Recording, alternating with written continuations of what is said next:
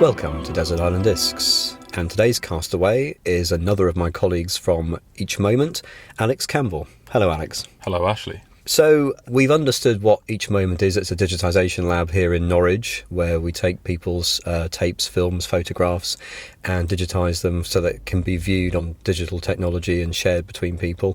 What is your role within the company? So my role is quality control.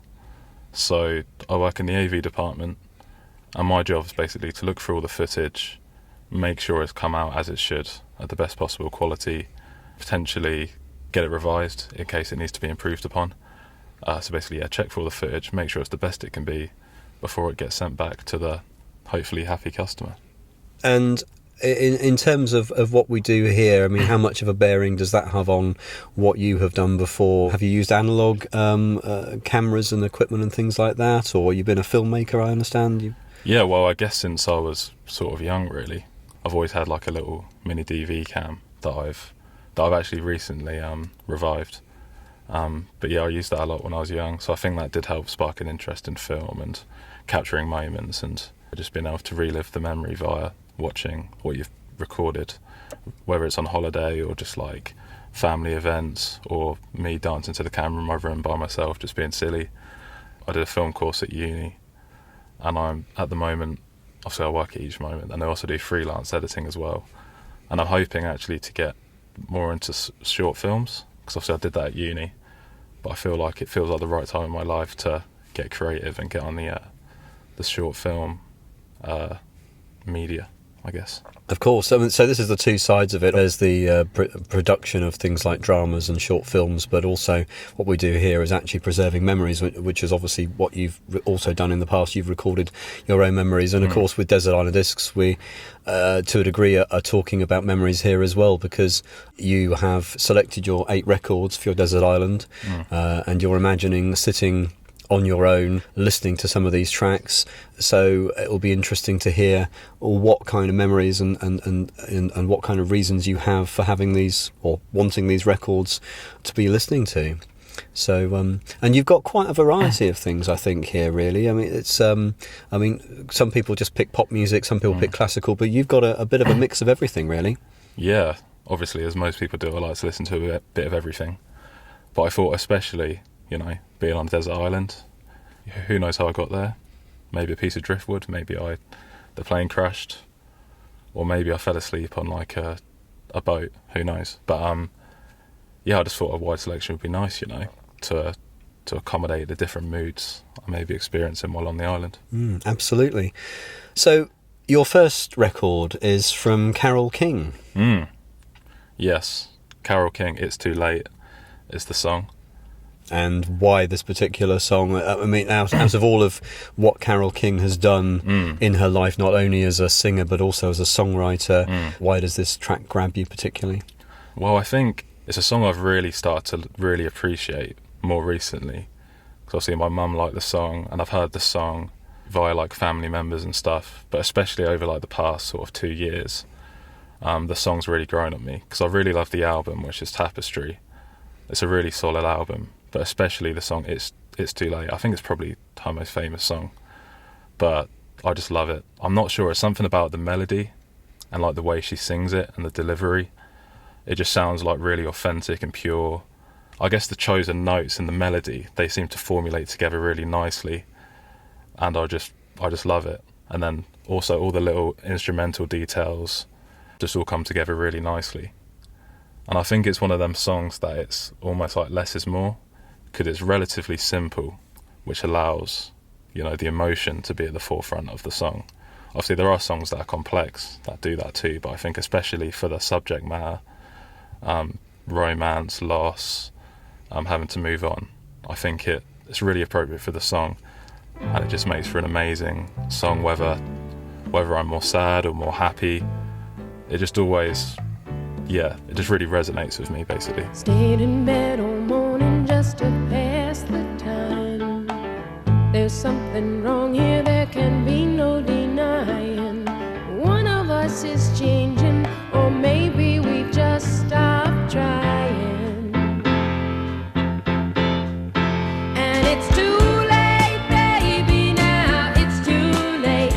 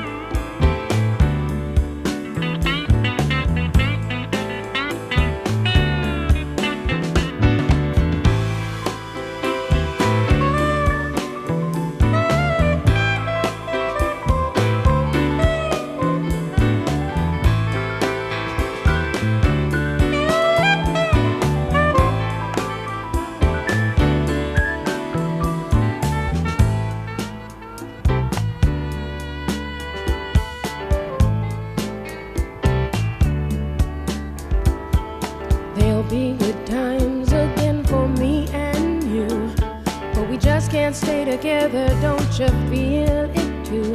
Still, I'm glad for what we had and how I once loved you. But it's too late, baby, now it's too late.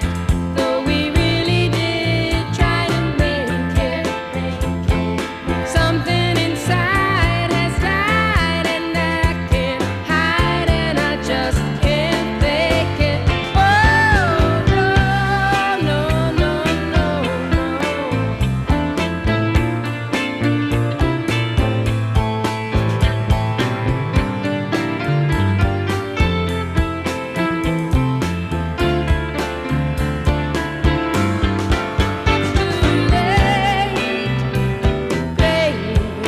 it's too late, now, darling, it's too late.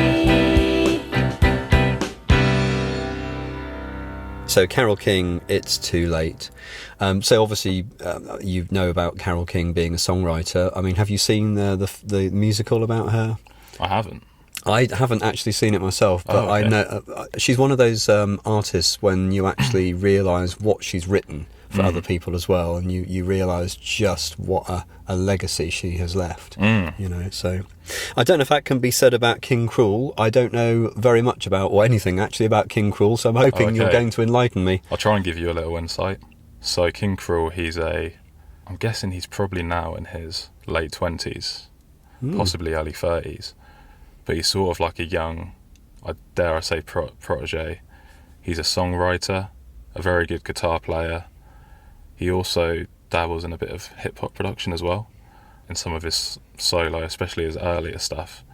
But since he was very young, even like 17, I think his debut song was called Rock Bottom, which was a very sort of somber but also sort of powerful song that he released at the young age of 17. That sort of propelled his career essentially. And then shortly following that, he released an album called 6 Feet Beneath the Moon, which was released in 2013. I think he probably was in his early 20s. The whole album is amazing from front to back, but specifically my favourite song on the album is Has This Hit. Another disappointed soul. Well, I tried to keep in control. Well, I went up on the door. It's my life, and I'll go into that goal. I'm well blue. You got me on the go, but don't worry, you'll never know. Your eyes are never cold to me. Well, at least that's what I've been told. And girl, you made my dreams come true. It's all a clue that it was all for you. Myself is still waiting in queue, and it's all night. What do I want to do? Why do when I look into the sky, there is no meaning? Girl, I'm the only one believing, and there's nothing to believe in. I'm dreaming, my aspirations got a ceiling. Well, I'm constantly cleaning the scars of your dealings. Oh, got you on the floor for you to adore me, and all that I could be. See, girl, what I say on the horizon, the skies are grey, the skies are grey. See,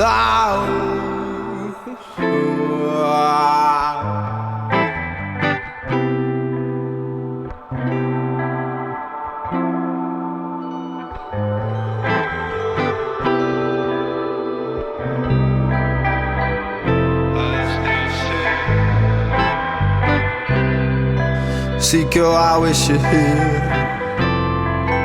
You know I wish you're here. You see, I'm tired every night. See, things never seem quite right. I'm never fully content. I wish it worked and went well for once. But if you're a cunt, then people can't staple stance to stun your progress. I know it's slow to digest. The way inside is stressed. You're not blessed. You're definitely not blessed. I don't deserve history repeating itself. I always see myself getting picked up and let back on the shelf again and again and again and again. You know my pen, you're my paper, you know my heart. You're a breaker.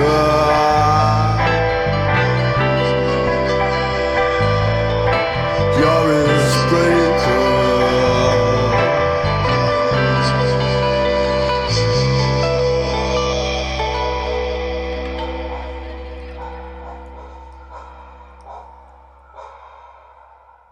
So, has this hit from King Cruel? And I've been educated because, as I say, this is a new act on me. And you say he hails from London. Yeah, he hails from London.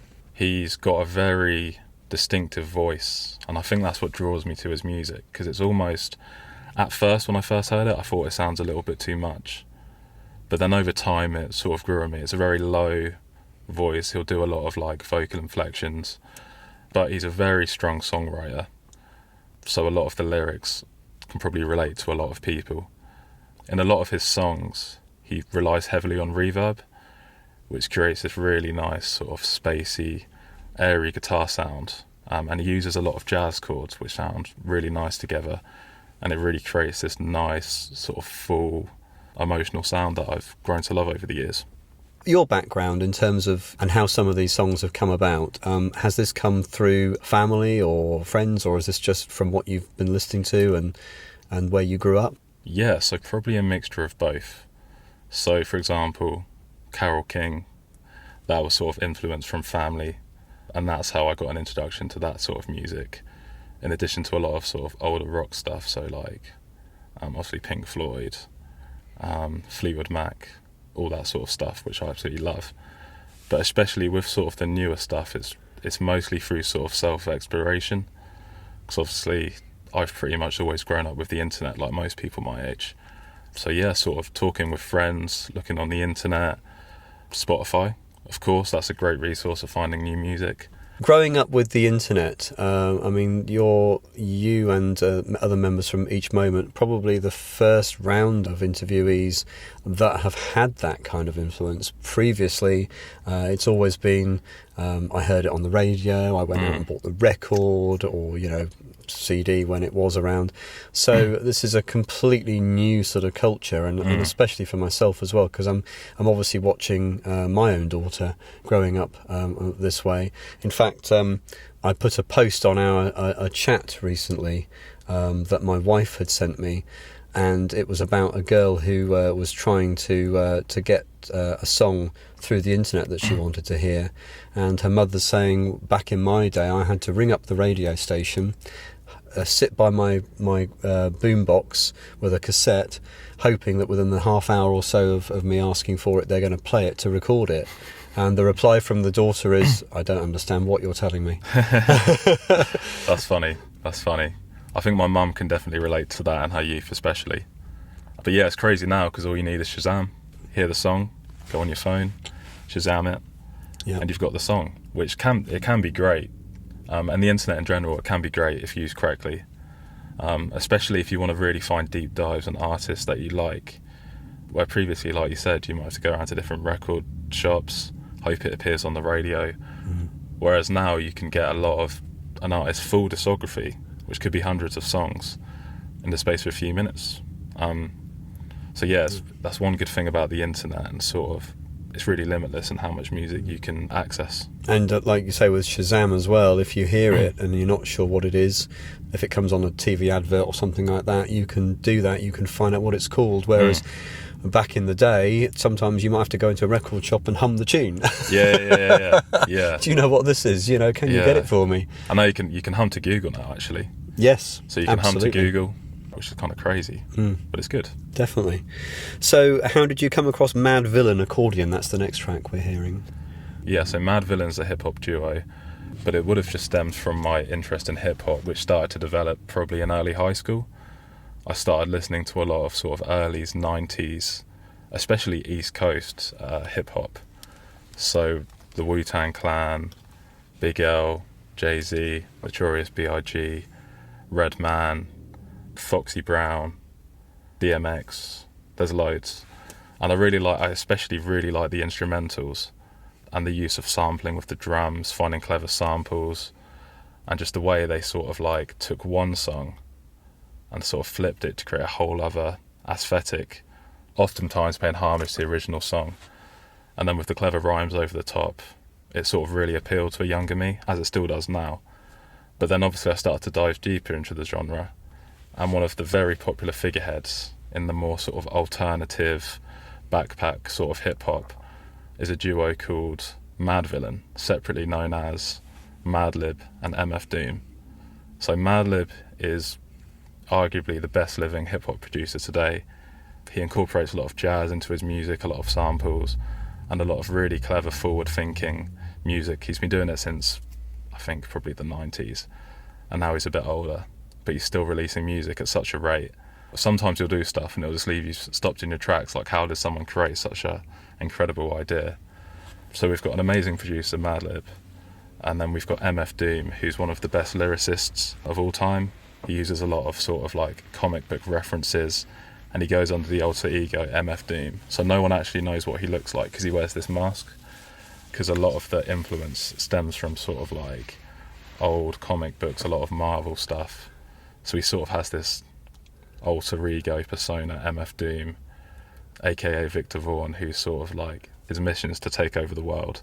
Reminds me of Mexican wrestlers. They come out like Rey Mysterio and people like that, where they come out with a mask and nobody's like the really seen. Macho Libre, is that what it's called? Okay, yeah. With where you don't actually never seen their face, so you wouldn't recognise them in the street or anything like that. Yeah. So MF Doom is extremely famous. He's released a lot of amazing albums by himself, as has Madlib. Recently, MF Doom passed away, so yeah, his music's even more special now because obviously that's what we're getting. They came together, I think it was 2004. They released the album Mad Villainy, which is arguably one of the greatest hip-hop collaborations of all time. It uses amazing instrumentals from Madlib, amazing rhymes from MF Doom, a lot of clever references, and the album just ties together really nicely. But ultimately, my most favourite track on the album is Accordion, which is a very short song. I think it falls just under the 2-minute mark. And as the name suggests, it uses an accordion sample with drums and just with bass, and I think that's all it uses. But each component sounds really nice together on top of MF Doom's sort of flowing rhymes. I think I first must have heard that way over 10 years ago. I just love it. It's a great song.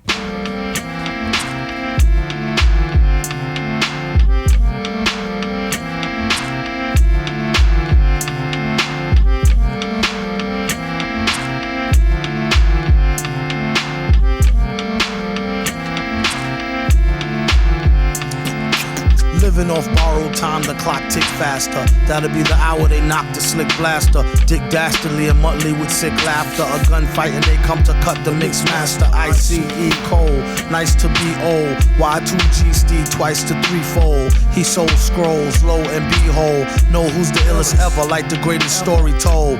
Keep your glory gold and glitter. For half of his niggas to take him out the picture. The other half is rich and it don't mean shit to villain. A mixture between both with a twist of liquor. Chase it with more beer. Taste it like truth for dear. When he at the mic, it's like the place get like, oh yeah. It's like they know what's about to happen. Just keep your eye out like I capping. Is he still a fly guy clapping if nobody ain't hear it? And can they testify from in the spirit?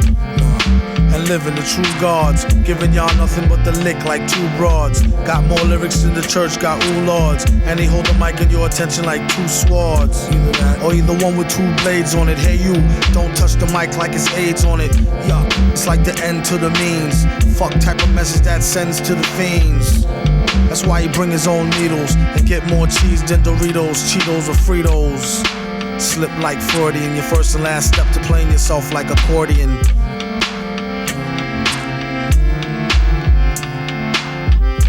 When he at the mic, you don't go next. Leaving pussycats like why hoes need Kotex. Exercise index won't need Bowflex and won't take the one with no skinny legs like Joe Tex.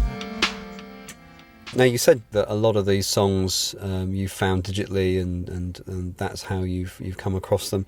I'm thinking that the Nina Simone song that we've got next, you may have heard on CD or vinyl previously from family members, parents or aunties, uncles, that sort of thing, grandparents. Yeah, so my mum, obviously she's into music, and she's a Nina Simone fan.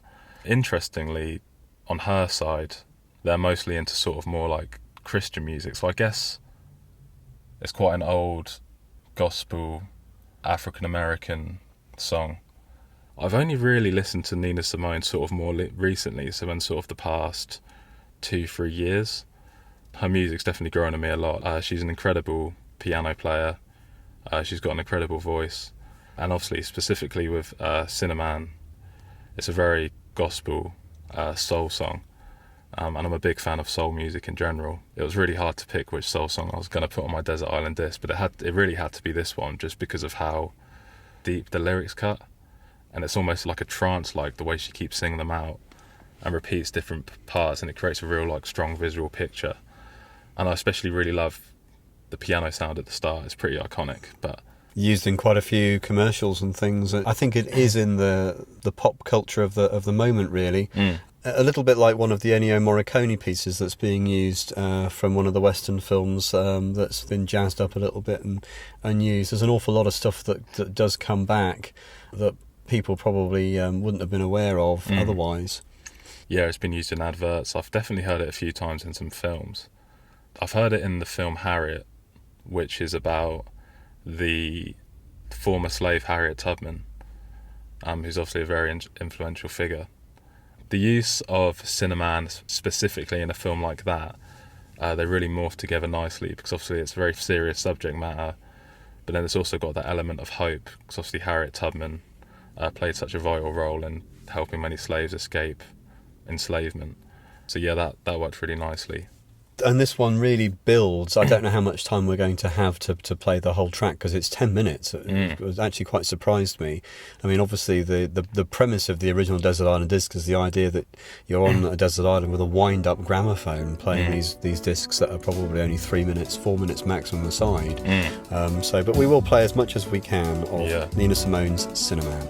Oh, Cinnamon, where you gonna run to? Cinnamon, where you gonna run to?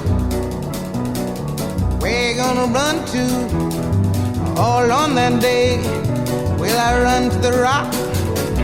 Please hide me and run to the rock. Please hide me and run to the rock. Please hide me, Lord, all on that day. But the rock cried out, I can't hide you, the rock cried out. I can't hide you, the rock cried out. I ain't gonna hide you down. All on that day, I said, rock, what's the matter with you, rock? Don't you see I need you, rock? Lord, Lord, Lord, all on that day. So I ran to the river. It was bleeding to run to the sea. It was bleeding to run to the sea. It was bleeding all on that day. So I ran to the river. It was boiling, I ran to the sea. It was boiling, I ran to the sea.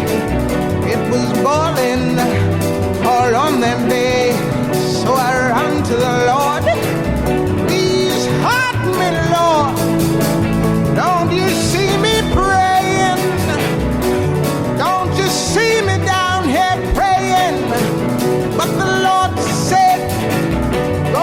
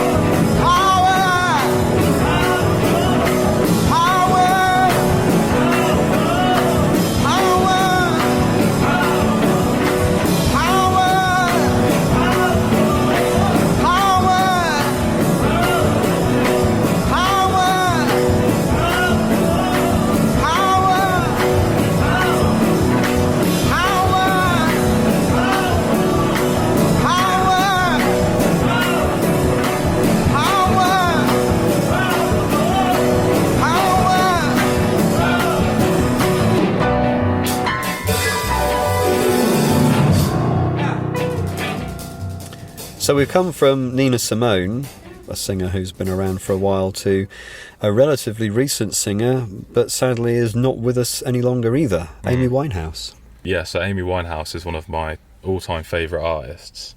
So it was really difficult to whittle it down just to one Amy Winehouse track. I almost debated putting on two. Well, this is one I hadn't heard of before, October Song. So it's from her first album, Frank, which I believe she was 18 when it was recorded, which sounds crazy now, especially considering I'm 25 and I don't feel that old. So releasing such a high-quality body of work at the age of 18 really is amazing. With such mature subject matter, a very mature voice, amazing vocal control throughout the whole album. But yeah, I especially find the song October Song very pleasant. It's basically about, she had a pet bird, the pet bird died. It's a song basically saying goodbye to her pet bird, Ava. The album's called Frank, which is named after Frank Sinatra, and I can't remember her surname, but I know Frank Sinatra was married to Ava Gardner. That's it. And Amy Winehouse named her bird after Ava Gardner. But yeah, I think it's probably my favourite Amy Winehouse song. But yeah, it's amazing. I just love the drums. Creates a really nice upbeat rhythm, and just the way the chorus comes in, it just makes me smile when I listen to it. So I thought it'd be great on a desert island, sitting in the sand, listening to a happy song. Today, my bird flew away, gone to find her big blue jay.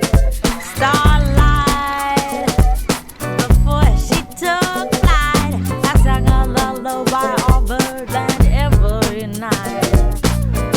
I sang a lullaby every night, sang for my Ava every night. Ava was the morning, now she's gone. She's reborn like Sarah born. In the sanctuary she has found, birds surround her sweet sound.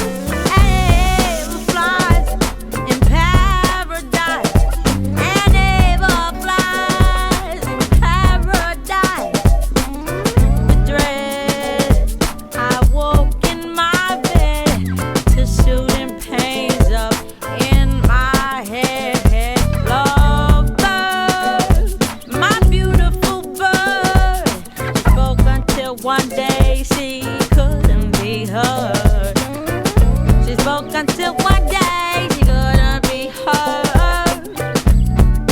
She just stopped singing. Ava was the morning, now she's gone. She's reborn like Sarah born. In the sanctuary she has found, birds surround her sweet sound.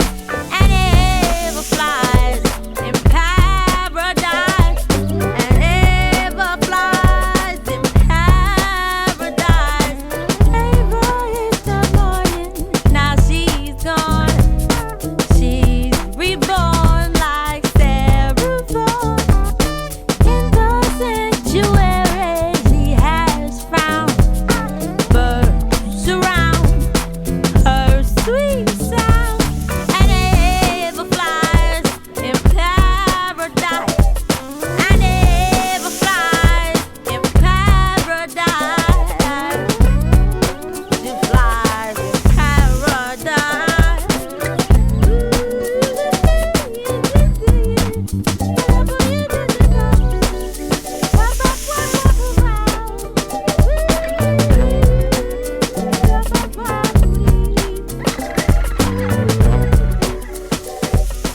Amy Winehouse with October Song. So a track next that you've heard of, which we both believe we know how to say or know how to pronounce the name, but you're not 100% sure. Yeah, which is, I'm not positive, but how I've been pronouncing it is Ching Mei by Yusuf Lateef. Now, again, this is a new one on me, so why have you picked this particular track? So especially over the past 2-ish years, I've been getting more into jazz music, especially via Spotify. like looking at various jazz playlists, saxophone stuff, trumpet stuff, and piano stuff, which I guess are sort of like all very prominent instruments in jazz, along with obviously drums and, you know, upright bass and all that sort of stuff. Just looking around for different jazz stuff, I came across Yusuf Lateef. He's a multi-instrumentalist, African-American. He plays the oboe, he plays the saxophone, on top of a bunch of other instruments too. But specifically, he's an incredibly impressive saxophone player. And is this something you aspire to? Because I understand that this is what you have been yeah, I mean, study. it sort of ties into the later part of this interview. But yeah, I'm a very, very, very, very novice saxophone player. I've been playing for about 6 months. And why the saxophone in particular? What got you into that? And is this piece of music because you've got into that, or has this piece of music got you into saxophone? Playing a saxophone. So this one has probably inspired me after playing such, but then there are other saxophone songs that inspired me to play the saxophone. But I also used to play the clarinet when I was younger, and I like the clarinet, but I preferred the tone of the saxophone. It's a bit of a thicker tone, and it's cooler. I was going to say, just just to be straightforward, Yeah. It's a bit cooler, isn't it? I can play the recorder, but that's not cool. Yeah, that's the thing. And I'm sure some people can play it and make it cool, but there's just something about the sax and just the tone. So I decided, yeah, no time like the present, it'd be nice to learn an instrument. And because I like the saxophone so much, I decided to play the sax. And yeah, I'm really enjoying it. But it's so crazy, which ties into what I'm going to say about the song next. It sounds like I'm playing a different instrument to the ones I'm hearing on Spotify, because there's such a difference in skill and the tone they create, because it's a lot about your cheek muscles that have an effect on the sound, and they create such a rich sound, and I create this sort of hollow whistle when I play. And yeah, for Ching Mao especially, just the tonality of the saxophone on the song, it just sounds really rich and full, and he just plays with such like confidence, and it's very like sweet and alive, and it just sounds incredible to me. And the song, I like the way it sort of drives on. You'll notice that the bass line, it's just 3 notes that repeat, and I'm not actually too sure what the time signature is, but it's an unusual time signature. But it's almost like trance-like the way he sort of plays over it, and he uses vibrato very selectively, so when he does use it, it sounds incredible.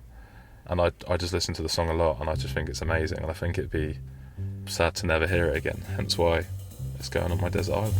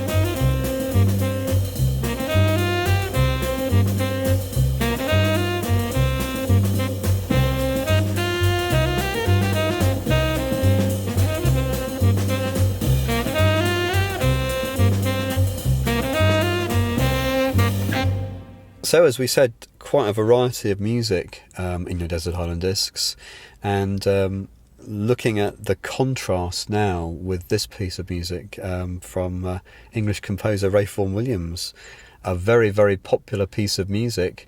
I'm in some ways I'm quite surprised actually that this is something that you have selected for your Desert Island Discs. Yeah, so I guess with this one it's kind of interesting because it sort of goes full circle really, because I'm pretty sure I first heard it on someone's Desert Island Discs and I was like, oh, I really like this.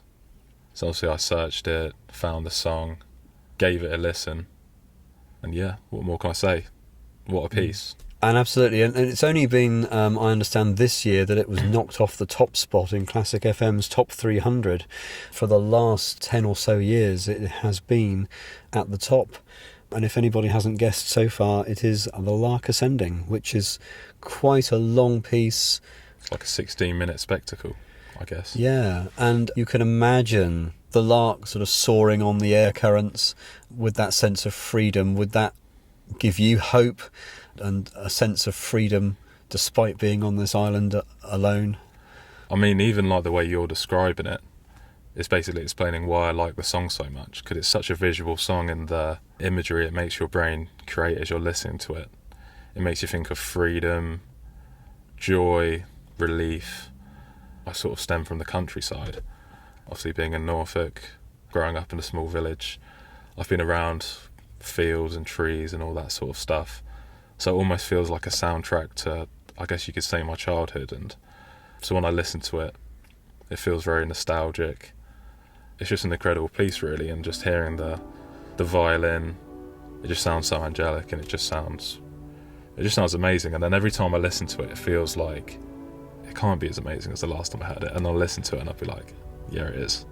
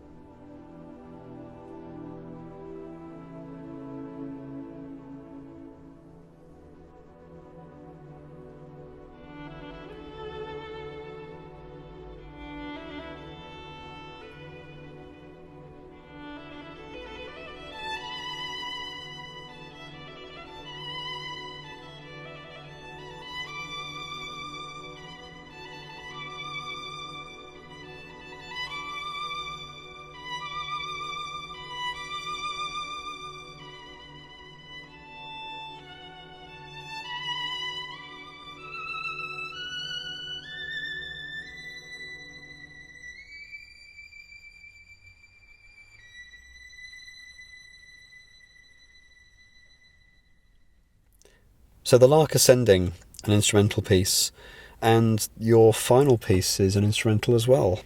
J Dilla Carmel.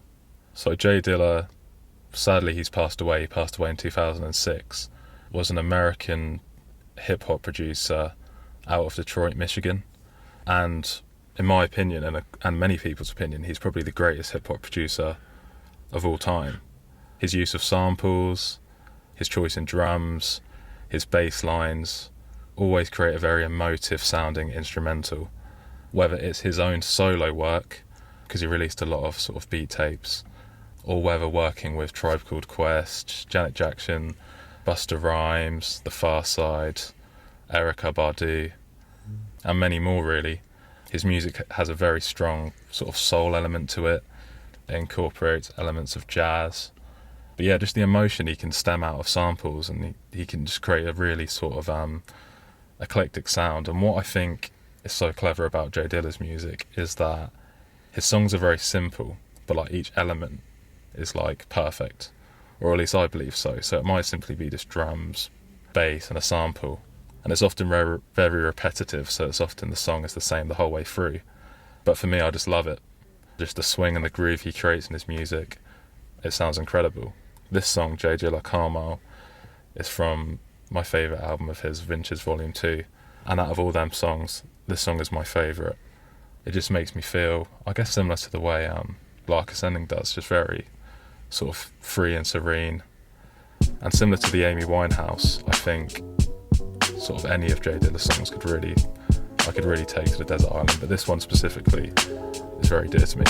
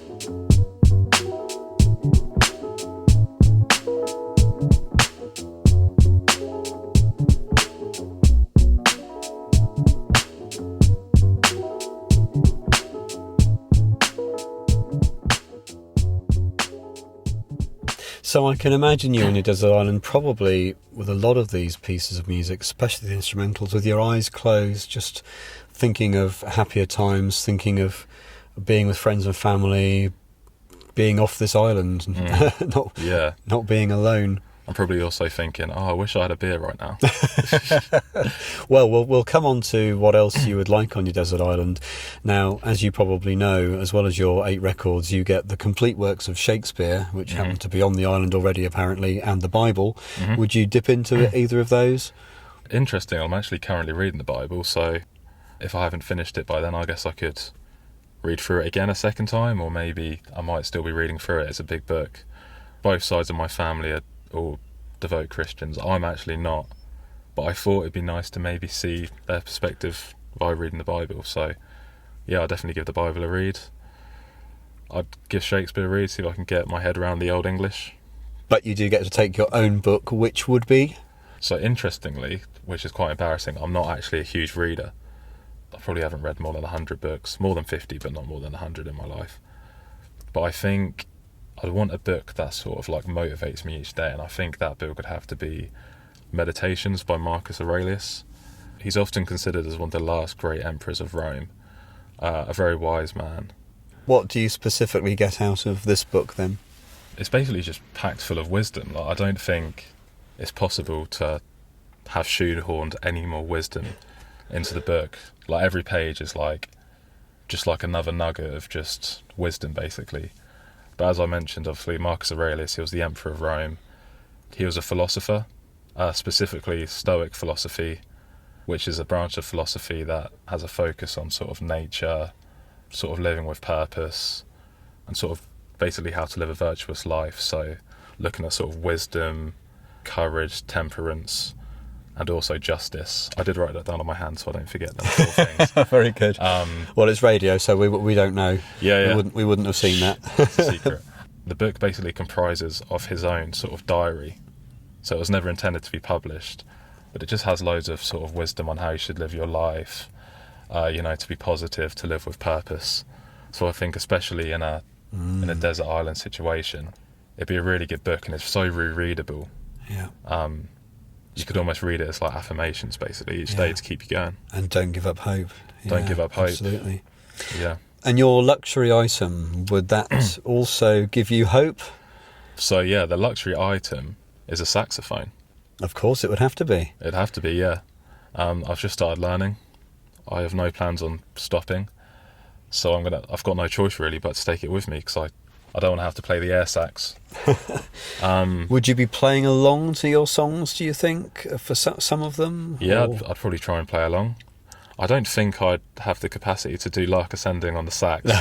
I don't think I've quite got that skill. No, it does cover quite a few octaves as well. Oh, it really does. But, I mean, obviously the Chingmel, Yusuf Lateef.